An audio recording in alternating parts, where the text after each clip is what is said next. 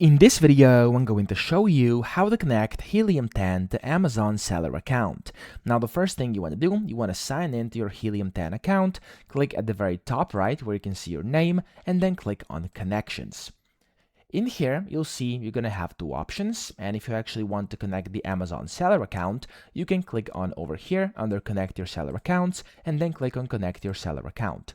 Here, it's going to say what account would you like to connect. I'm going to click on Amazon, and then Next. And then here you have to basically set your Amazon region in which you are selling. So for me, I'm going to go North America and then initiate in Seller Central. And then after you do that, it's going to open up a dialog pop-up box inside your browser where basically you'll be directed to the Amazon Seller Central, where you can go ahead and then connect your Amazon seller account by using your sign-in email and the password as well. So that's pretty much how you do it. I hope this video helped you out. If it did, please subscribe to the channel and help me out as well.